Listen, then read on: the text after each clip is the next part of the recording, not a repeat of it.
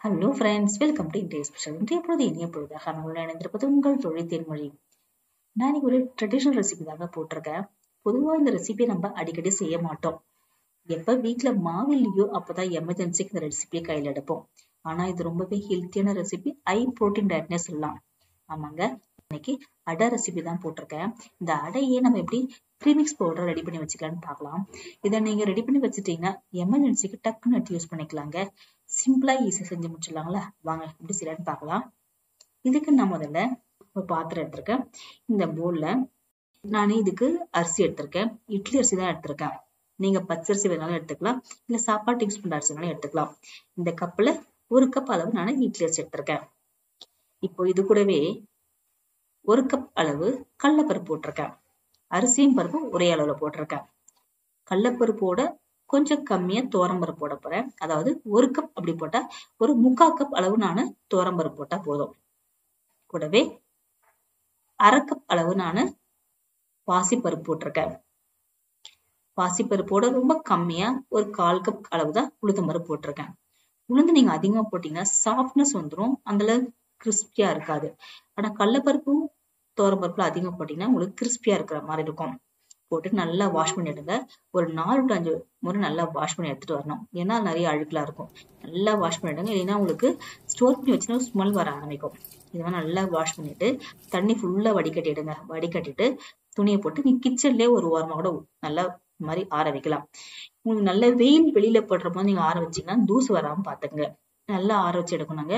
ஒட்டவே கூடாது. உங்களுக்கு ஒட்டுற ஈரப்பதம் இருந்ததுன்னா ஸ்டோர் பண்ணி வச்சா சீக்கிரம் உங்களுக்கு ஃபங்கஸ் ஃபார்ம் ஆயிடும். நல்லா ஆற வச்சு எடுத்து வச்சிருக்கேன்.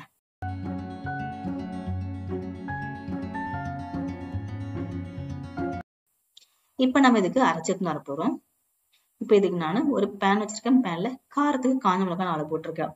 காரத்துக்கு ஏத்த மாதிரி நீங்க மிளகாய் கூட்டிக்கலாம். போட்டு நல்லா வறுத்து விடுங்க. மிளகாய் நல்லா வறுத்து விட்டுருக்கேன். அப்பதான் உங்களுக்கு சீக்கிரம் பொடிப்பட்டு வரும்.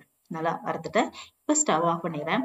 இப்ப அதே பேன்லயே நானு காய வச்சு வச்சிருக்க அரிசி பருப்பு போட்டிருக்கேன். இது லைட்டா சூடு பண்றது தாங்க. உங்களுக்கு கொஞ்சம் மொறுமொறுப்பு தன்மை அதிகமா கிடைக்கும், அதனாலதான், வேற எதுவும் கிடையாது. லைட்டா வறுத்து விட்டு அதையும் அரைத்து ஆற வச்சிடறேன். இப்போ மிக்ஸி ஜார் எடுத்துக்கிறேன். மிக்ஸி ஜார்ல நான் மிளகாயை கட் பண்ணி போட்டுக்கிறேன். இதை அரைச்சிட்டு வந்துருங்க. ஓரளவு ஒரு 2 ஓட்டு ஓட்டுனீங்கன்னா ஓரளவு உங்களுக்கு தூள் தூளா வந்துடும். அது கூடவே இப்ப நான் ரெடி பண்ணி வச்சிருக்க பருப்பையும் போட்டுக்கிறேன். பருப்பு கூடவே பெருங்காயத்தூள் கொஞ்சம் போட்டுக்கிறேன். நீங்க பெருங்காயத்தூள் பதிலா கட்டி பெருங்காயம் கூட போட்டுக்கலாம். ஏன்னா நம்ம பருப்பு சேர்த்துருக்கோம் இல்லைங்களா, அப்பதான் பெருங்காயம் போட்டாதான் உங்களுக்கு கேஸ் ஆகாம இருக்கும். சால்ட் போட்டுக்கிறேன். சால்ட் நிறைய போடணும் அவசியம் இல்லைங்க, அதிகமா போட வேண்டிய அவசியம் இல்லை. கெட்டு போகாம இருக்கணும்னு நம்ம போட்டு வைக்கிறோம். அரைச்ச பிறகு தேவைப்பட்டா திரும்பி நம்ம போட்டுக்கலாம் கலக்கும் போது. போட்டு அரைச்சிட்டு வந்துடுறேன். ரொம்ப நெழுக அரைச்சிடாதீங்க, நல்லா இருக்காது அடை தோசை. ஓரளவுக்கு குறைப்பறன்னு அரைக்கணும். நானும் அரைச்சதுன்னு காமிக்கிறேன் பாருங்க. இந்த மாதிரி குறைப்பறன்னு அரைச்சி வச்சிருக்கேன். இதை நான் ஒரு பாக்ஸ்ல போட்டு ஸ்டோர் பண்ண போறேன். ஆறின பிறகு இதை நீங்க ஃப்ரிட்ஜ்ல வச்சீங்கன்னா கூட உங்களுக்கு ஒரு 1 or 2 month கெட்டு போகாம இருக்கும். தேவையான மாவு எடுத்து யூஸ் பண்ணா போதும். நான் காமிச்சிருக்கேன் பாருங்க.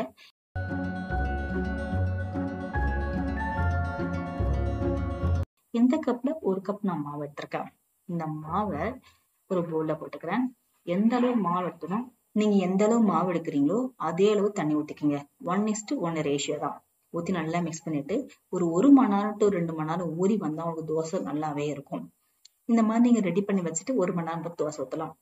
மார்னிங் எழுந்தோடனே நீங்க ரெடி பண்ணிட்டு மத்த வேலை முடிச்சு செஞ்சீங்கன்னா தோசை ஊத்தி கரெக்டா இருக்கும். இல்ல குழந்தைங்க ஈவினிங் வரும்போது வீட்டுல ஸ்நாக்ஸ் இல்லையா, நீங்க லஞ்ச் சாப்பிட்ட பிறகு ரெடி பண்ணி வச்சுட்டு குழந்தைங்க வரும்போது ஒரு தோசை ஊத்தி விட்டு கூட ஒரு காஃபியோ டீ கொடுத்தீங்கன்னா வயிறு ஃபுல்ஃபில்லா இருக்கும். ஒரு ஸ்நாக்ஸ் சாப்பிட திருப்தி இருக்கும் உங்களுக்கு. ட்ரை பண்ணி பாருங்க. இந்த வீடியோ உங்களுக்கு பிடிச்சிருக்கும். பிடிச்சிருந்தா லைக் பண்ணுங்க, ஷேர் பண்ணுங்க, சப்ஸ்கிரைப் பண்ணுங்க. மறக்காம பக்கத்துல இருக்க பெல் ஐகானை பிரஸ் பண்ணுங்க. உங்க ஃபேமிலிக்கும் ஃப்ரெண்டுக்கும் ஷேர் பண்ணுங்க. தேங்க்யூ.